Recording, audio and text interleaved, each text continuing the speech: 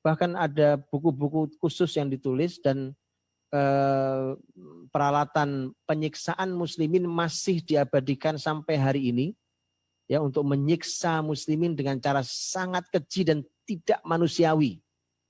Tidak manusiawi penyiksaan itu, disiksa dengan cara yang tidak manusiawi. Sampai nanti akhirnya Turki Utsmani itu mengirimkan pasukan angkatan lautnya untuk menyelamatkan muslimin yang masih bisa diselamatkan di Andalus itu. Subhanallah. Itu dramatik, Pak, dramatik sekali. Dan makanya saya sering sampaikan, jangan tuduh-tuduh muslim teroris, belajar sejarah yang betul. Belajar sejarah yang betul. Muslimin masuk ke Andalus dengan cara sangat damai dan membangun 8 abad yang menjadi cikal bakal kebangkitan Eropa, Amerika sampai hari ini. Tapi muslimin keluar dari Andalus dibalas dengan cara sangat keji oleh peradaban setempat.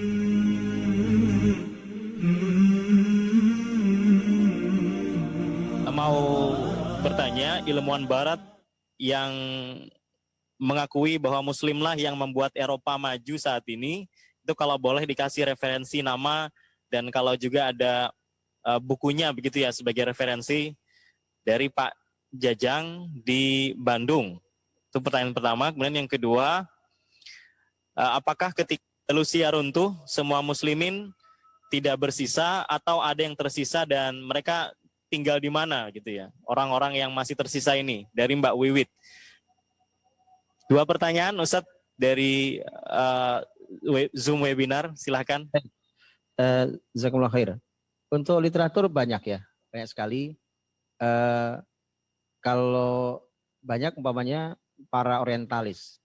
Jadi para orientalis itu cukup banyak mereka menulis tentang sejarah. Saya kasih contoh umpamanya ada orientalis dari Jerman, itu namanya Sigrid Honke, agak susah namanya ini, perempuan ini.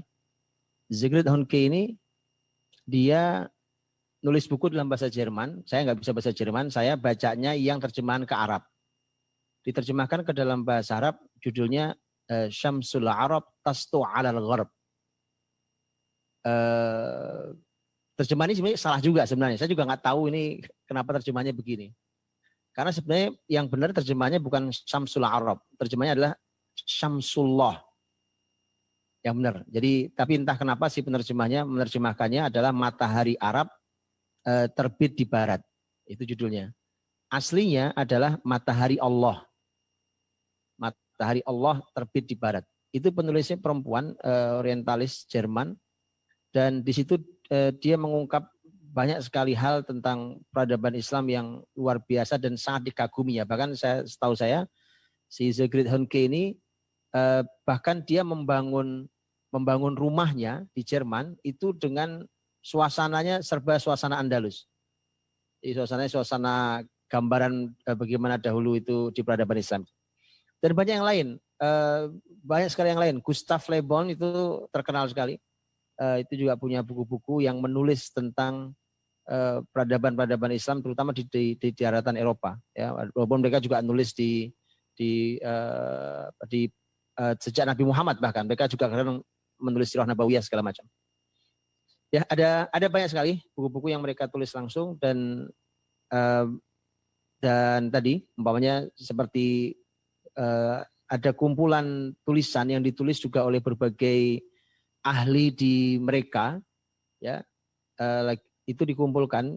Lagi-lagi saya membaca literaturnya dalam terjemahan ke bahasa Arab. Terjemahannya ada umpamanya judulnya Al-Hadaratul Arabiyyatul Islamiyah fil Andalus. Jadi peradaban Arab Islam di Andalus. Itu dia buku memang, tapi dia isinya adalah makalah-makalah ilmiah atau tulisan-tulisan penelitian-penelitian ilmiah yang ditulis oleh berbagai ahli hari ini di kalangan Eropa hari ini, ya, Eropa Amerika hari ini. Termasuk yang tadi saya sebut namanya adalah James Dickey tadi itu. Nah, itu ada di dalam buku itu Al-Hadharah Al-Arabiyyatul Islamiyah fil Andalus. Dan seterusnya. Ya, ada banyak literatur. Kemudian pertanyaan yang kedua tentang apakah ketika muslimin kalah itu kemudian masih tersisa di Andalus? Jawabannya masih tersisa.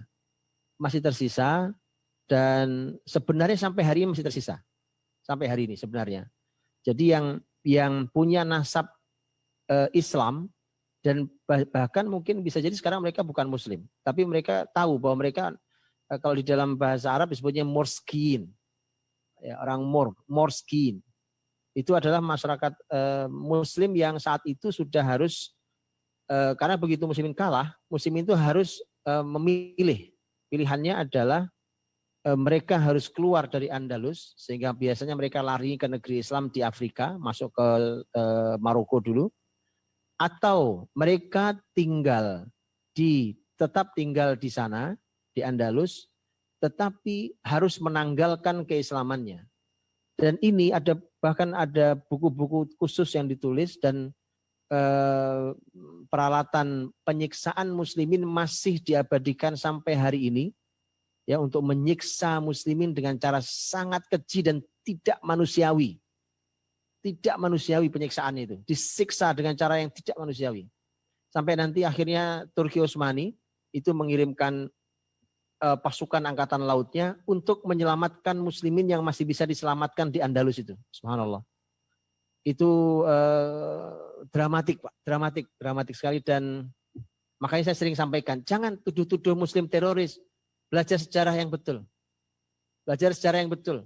Muslimin masuk ke Andalus dengan cara sangat damai dan membangun 8 abad yang menjadi cikal bakal kebangkitan Eropa, Amerika sampai hari ini. Tapi muslimin keluar dari Andalus dibalas dengan cara sangat keji oleh peradaban setempat. Jadi siapa yang jadi teroris itu Anda cek sendiri itu. Ya. Turki Utsmani menyelamatkan itu melalui jenderal-jenderal angkatan lautnya. Untuk menyelamatkan muslim diutus ke Andalus. Dan diselamatkan, bahkan ada yang harus dramatik. Bahkan ada yang tentu harus perang dulu di lautnya, sampai karena untuk bisa masuk ke daratan kan tentu gak mudah. Perang dulu segala macam, sampai salah satu yang dramatik adalah ada orang yang dipenjara di bawah tanah. Ada sekian puluh orang yang itu hasil analisa tim penyelamat ini bahwa mereka tidak bisa dibawa di siang hari. Mereka harus dibawa di malam hari. Karena apa? Demi keselamatan matanya.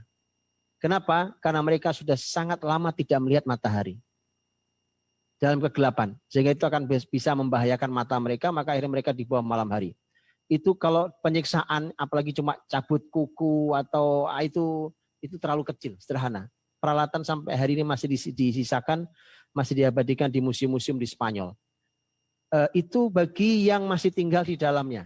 Jadi kalau ketahuan, ya nanti kalau ketahuan, jangankan sampai sholat, Anda ketahuan nyimpan mushaf Quran, ketahuan langsung digantung di jalanan. Disiksa dulu, nanti digantung di jalanan di Andalus itu. Atau kok begitu, Anda kok dicurigai sholat, gimana dicurigai maksudnya? Umpamanya kok ada banyak sekali aliran air dari dalam sebuah rumah, di setiap waktu sholat, keluar air itu, ya kan mereka nggak suka mandi. Lah kok muslimin untuk sholat mesti wudhu. Tapi kalau setiap waktu sholat kok keluar air dari rumah-rumah itu, maka bisa digerebek rumah itu dan Anda mungkin ditangkap tanpa pengadilan yang sah, kemudian langsung dihukum mati. Jadi makanya saya bilang, ayo kita buka sejarah kita, pertanyaannya siapa yang teroris? Oke? Itu. Jadi ada yang begitu. Ada yang akhirnya muslimin harus menyembunyikan statusnya. Jadi tetap muslim, karena nanti ada peraturan, tadi sudah katakan, seluruh yang berbau bahasa Arab harus dihilangkan. Sehingga tidak boleh lagi ada nama berbahasa Arab. Sehingga kalau Anda baca di atas tahun 1500-an, jadi tahun 1500-an ke atas, 1500, 1600 dan seterusnya. Kalau ada nama, kok namanya bukan nama muslim, tapi kok muslim jangan aneh. Karena saat itu tidak boleh ada nama berbahasa Arab. Makanya kemudian, dan ini di dalam bukunya dikisahkan juga dramatik sekali kisahnya. Saya pernah mengisahkan di salah satu ceramah saya kisah tentang seorang anak yang kemudian nanti menjadi imam besar, salah satu ulama besar, tapi dia punya kisah dramatik karena ayahnya harus dibunuh karena ketahuan menyimpan mushaf. Ya, dan itu dikisahkan oleh Syekh Ali Tontowi dalam bukunya. Jadi itu yang di sana. Atau mereka dibawa ke utara, dijadikan budak. Muslimin di bawah kota dijadikan budak ya dan nanti dipaksa untuk murtad. Tapi subhanallah masih banyak yang mempertahankan keislamannya bahkan setelah muslimin tutup tahun 1492 Masehi atau 897 Hijriah itu masih ada upaya pergerakan saat itu untuk mengembalikan Andalus tapi gagal sampai hari ini ya dan belum terlalu lama peraturan dilarang bahasa Arab itu dicabut oleh pemerintah Spanyol sudah dicabut. Itu belum lama di pemerintahan ini, mungkin baru sekian belas tahun lalu atau belum lama. Dan hari ini, subhanallah, tabarakallah, itu Andalus hari ini, Spanyol, Portugal itu kembali ada pertumbuhan Islam yang juga sangat luar biasa hari ini. Itu saya kira jazakallahu khair.